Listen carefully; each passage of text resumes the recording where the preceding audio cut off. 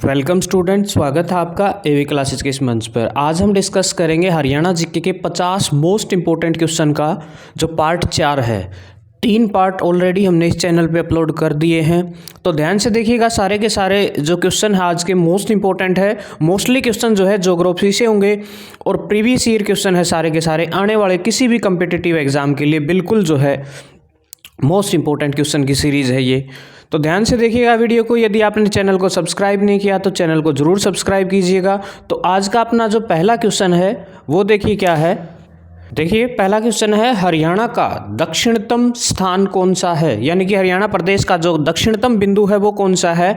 तो वो याद रखेंगे दोहा, ठीक है ना। दोहा नामक जो स्थान है, दोहा गांव है, वो हरियाणा प्रदेश का सबसे दक्षिणतम बिंदु है, याद रखेंगे। ऑप्शन नंबर बी के साथ जाएंगे। बी बिल्कुल राइट आंसर रहेगा इस क्वेश्चन के लिए, ठीक है। और दोहा कहाँ है? नूह जिले में है, याद रखेंगे, ठीक है। हरियाणा प्रदेश का दक्षिणतम बिंदु, ठीक है। नेक्स्ट देखिएगा, अगला सवाल आपकी स्क्रीन पे रोल होकर आता हुआ देखिएगा। अब पूछा है हरियाणा का पूर्वी बिंदु कौन सा है, ठीक है। तो पूर्वी बिंदु बताइएगा हरियाणा प्रदेश का कौन सा है। दक्षिण अभी अभी बताया हमने, दोहा है। तो पूर्वी बिंदु देखिए आपके सामने ऑप्शन नंबर ए, जो कुंड है वो बिल्कुल सही रहेगा, राइट आंसर रहेगा ऑप्शन नंबर ए, ठीक है। नेक्स्ट क्वेश्चन देखिएगा, अगला सवाल है आपके सामने, हरियाणा में पश्चिम और पूर्व में सूर्य उदय का कितना अंतर है, ठीक है ना। पश्चिम और पूर्व में जो है हरियाणा प्रदेश के अंदर सूर्य उदय का कितना जो है डिफरेंस है, ये पूछा है यहाँ। जल्दी बताइएगा, क्योंकि हरियाणा का देखा होगा आपने जो विस्तार है वो 74 से 77 है, लगभग 3 डिग्री का डिफरेंस है। तो बताइएगा ऑप्शन नंबर सी बिल्कुल राइट आंसर रहेगा, 12 मिनट बिल्कुल सही जवाब रहेगा। अगला क्वेश्चन देखिए, हरियाणा के कितने भौगोलिक भाग है। हरियाणा प्रदेश को कितने भौगोलिक भागों में जो है बांटा गया है, ये सवाल आपके सामने 4, 5, 6, 8 4 ऑप्शन है। बताइएगा हरियाणा प्रदेश को जो है कितने भौगोलिक भागों में जो है बांटा गया है। चारों के चारों ऑप्शन आपके सामने है, जल्दी से बताइए। अपने जो आंसर है उसको कमेंट कीजिए, चैनल को सब्सक्राइब जरूर कीजिए। तो ऑप्शन नंबर बी जो है इस क्वेश्चन के लिए बिल्कुल राइट रहेगा। 5 भागों में जो है हरियाणा प्रदेश की को जो है भौगोलिक क्षेत्र के आधार पर जो है बांटा गया है, याद रखेंगे हम। तो 5 भाग रहेंगे, ठीक है। और पाँचों के पाँचों भाग जो है आपने पढ़े भी होंगे ध्यान से। नेक्स्ट देखिएगा, अगला सवाल है आपके सामने, हरियाणा कर्क रेखा से कितनी दूरी पर स्थित है। तो हरियाणा प्रदेश बताइए कर्क रेखा से, पता होगा 23.5 डिग्री, ठीक है। 23.5 डिग्री उत्तरी अक्षांश जो है कर्क रेखा उसके, तो जैसा कि आपको पता होगा लगभग 27 डिग्री यानी कि 27 डिग्री 39 मिनट से हरियाणा जो है शुरू हो जाता है, आपको पता होगा।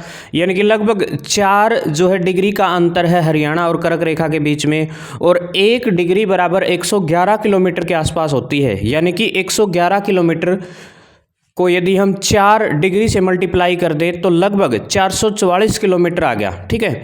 और 444 किलोमीटर जो है कर्क रेखा से हरियाणा प्रदेश की दूरी है। यहाँ मील में पूछी गई है, तो जब इसको मील में कन्वर्ट करोगे तो लगभग जो है 300 के आसपास रहेगा आंसर। तो इसका मतलब ऑप्शन नंबर सी जो है बिल्कुल राइट आंसर रहेगा। बहुत बार एग्जाम में पूछा गया कि हरियाणा की कर्क रेखा से दूरी पूछी जाए तो कितनी है, 300 मील, ठीक है, याद रखेंगे 300 मील।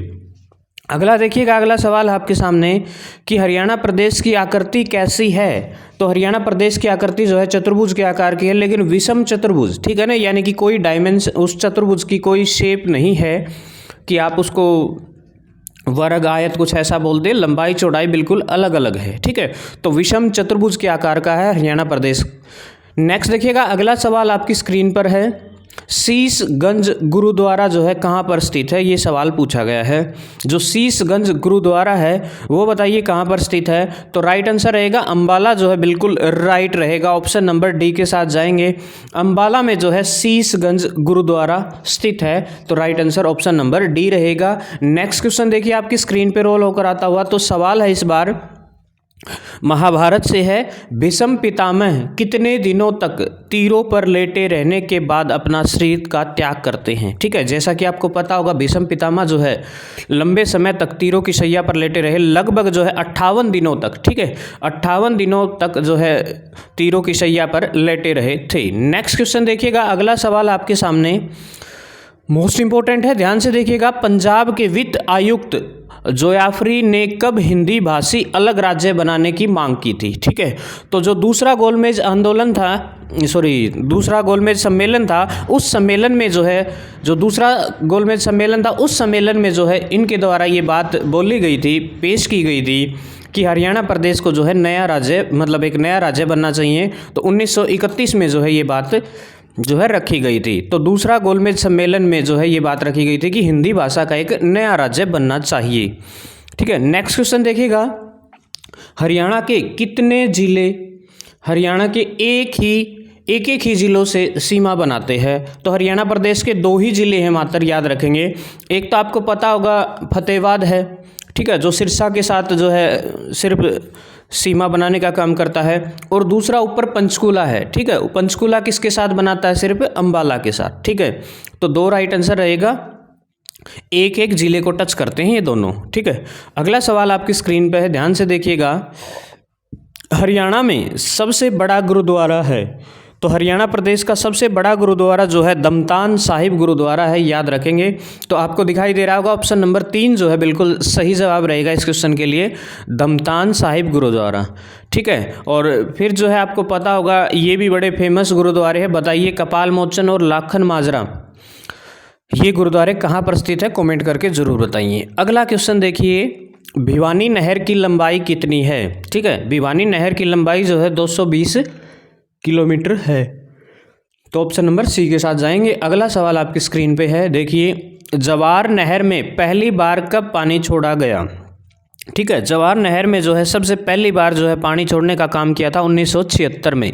तो 1976 में जो है जवार नहर में पहली बार जो है पानी छोड़ा गया था, तो याद रखेंगे ऑप्शन नंबर सी रहेगा, जवार नहर में 1976 में पानी छोड़ा था। नेक्स्ट क्वेश्चन देखिएगा, अगला क्वेश्चन आपकी स्क्रीन पर रोल होकर आता हुआ, हरियाणा में कहाँ पर झूलती हुई मीनार है। ठीक है, तो झूलती हुई मीनार बताइए कहाँ पर स्थित है, तो ऑप्शन नंबर ए बिल्कुल सही रहेगा, नूह में जो है झूलती हुई मीनार है। ठीक है, नूह ज़िले में, जिसको जो है 18वीं शताब्दी में बनाया गया था, याद रखेंगे। ठीक है, 18वीं शताब्दी में जो है झूलती हुई मीनार बनाई थी, और 14वीं शताब्दी में इसी के पास जो है एक और जो मीनार थी वो बताइएगा कौन सी हुआ करती थी।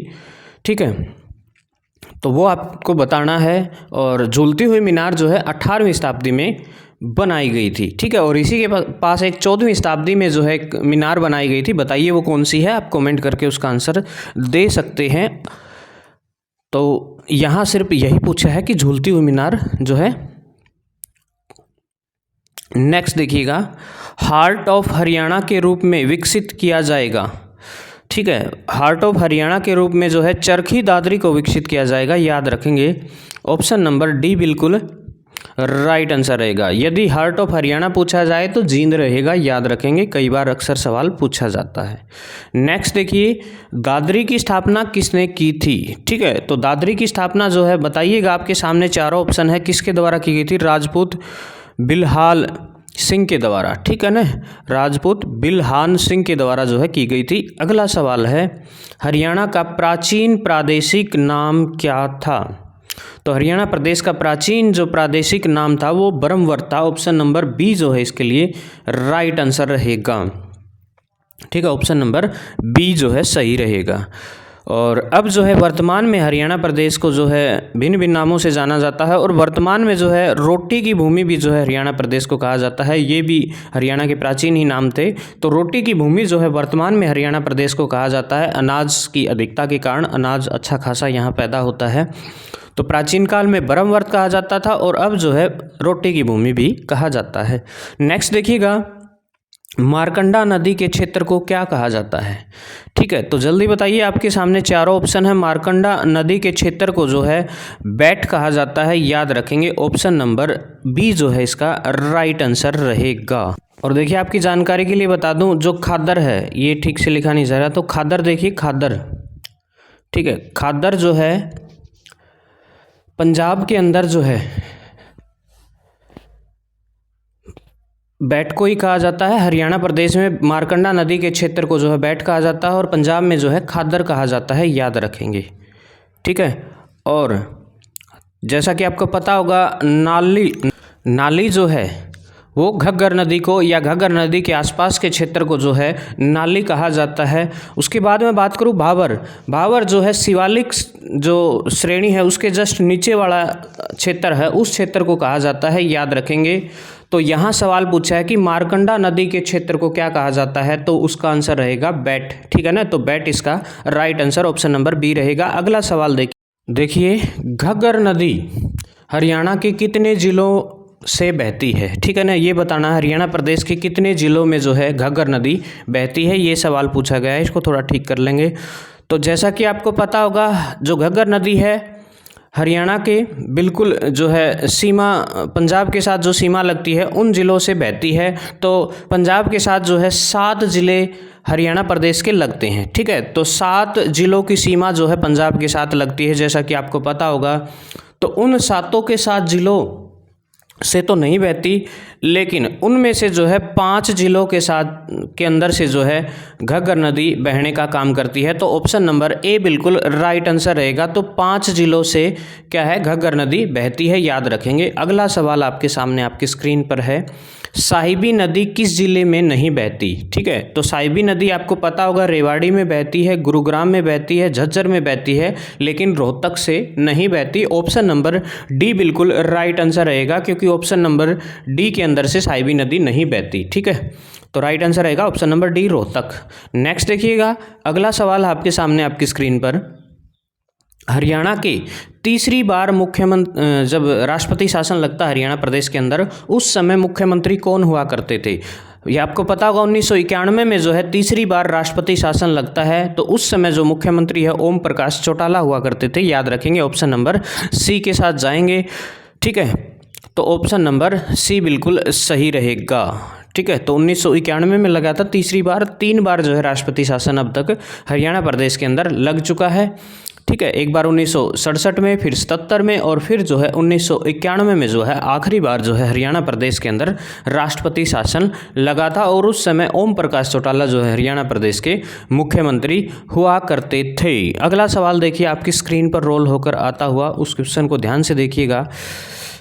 हरियाणा विकास पार्टी का विलय कांग्रेस में कब हुआ, ठीक है। तो जैसा कि पता होगा बंसीलाल द्वारा बनाई गई ये पार्टी थी, जिसका गठन जो है 1991 में हुआ था, ठीक है। 1991 में ये पार्टी बनी थी, और जा कर के 2004 में जो है वापस इसको जो है क्या कर लिया गया, कांग्रेस में मिला दिया गया। एक पार्टी बनी थी 1967 में, हरियाणा विशाल पार्टी, जो कि 1978 में जाकर के उसको कांग्रेस में मिला दिया गया, ठीक है। राव वीरेंद्र सिंह ने बनाई थी। नेक्स्ट क्वेश्चन देखिए, हरियाणा निर्माण के समय पंजाब का मुख्यमंत्री कौन हुआ करता था। तो हरियाणा निर्माण जब हुआ 1966 को, एक दिन पहले जो है राष्ट्रपति शासन हुआ करता था, याद रखेंगे। वहाँ कोई भी मुख्यमंत्री नहीं था, तो इनमें से कोई नहीं रहेगा, ठीक है। तो ऑप्शन नंबर डी के साथ जाएंगे। नेक्स्ट क्वेश्चन देखिए, तिलियार झील कितने एकड़ में फैली हुई है। तिलियार झील आपको पता होगा हरियाणा प्रदेश के रोहतक जिले में स्थित है, ठीक है। तो पूछा है कितने एकड़ में फैली हुई है, तो इसका जो राइट आंसर रहेगा ऑप्शन नंबर, बताइए ABCD क्या रहेगा। तो ऑप्शन नंबर सी के साथ जाएंगे। तो 132 एकड़ में फैली हुई है तिलियार झील। तो ऑप्शन नंबर सी बिल्कुल राइट आंसर रहेगा, ठीक है। 1976 में जो है इसका निर्माण करवाया गया था। अगला क्वेश्चन देखिए, गुरुग्राम में स्थित सुल्तानपुर राष्ट्रीय उद्यान किस मार्ग पर स्थित है, ठीक है। ये पूछा है कि गुरुग्राम में स्थित जो सुल्तानपुर राष्ट्रीय उद्यान है वो किस मार्ग पर स्थित है। तो ये स्थित है, आपको झज्जर मार्ग याद रखेंगे, झज्जर के जो रास्ता है उस पर स्थित है, याद रखेंगे। ऑप्शन नंबर बी के साथ जाएंगे, ठीक है। अगला सवाल देखिए, हरियाणा में सर्वाधिक पशुधन वाला जिला कौन सा है, यानी कि सबसे ज़्यादा पशु जो हरियाणा के हिसार जिले में पाए जाते हैं, याद रखेंगे। बी के साथ जाएंगे। नेक्स्ट क्वेश्चन देखिए, भिंडावास को कब पक्षी अभयारण्य घोषित किया गया, ये सवाल पूछा गया है। तो भिंडावास को बताइएगा कब पक्षी 2009 में जो है पक्षी अभयारण्य घोषित किया गया था। अगला सवाल आपकी स्क्रीन पर आ गया है, काजी की मस्जिद जो है किस जिले में स्थित है। काजी की मस्जिद बताइएगा दुजाना गांव जो है, ठीक है, दुजाना जो है आपने सुना होगा, वहाँ पर स्थित है। बिल्कुल याद रखेंगे, ऑप्शन नंबर बी जो है बिल्कुल राइट आंसर रहेगा, दुजाना में स्थित है, ठीक है। नेक्स्ट देखिएगा, अगला सवाल आपके सामने, किशोरी महल कहाँ स्थित है। तो किशोरी महल जो है हरियाणा प्रदेश के पलवल जिले में स्थित है, और पलवल के किस स्थान पर, होडल नामक स्थान पर। याद रखेंगे कौन से स्थान पर, होडल नामक स्थान पर जो है याद रखेंगे किशोरी महल स्थित है। तो यहाँ हमने जो है लगभग 50 के आसपास जो है MCQ किए हैं। वीडियो कैसी लगी ज़रूर बताएं, अपने जो आंसर है वो कमेंट बॉक्स में ज़रूर डालते रहें। वीडियो को देखते समय जो है फटाफट जो है आंसर दें। तो वीडियो कैसी लगी ज़रूर बताएं, चैनल को सब्सक्राइब ज़रूर कीजिएगा। इसी प्रकार की वीडियोज़ के लिए जो है हमारा हौसला बढ़ाते रहें। जय हिंद, जय भारत, इनकलाब जिंदाबाद, जय श्री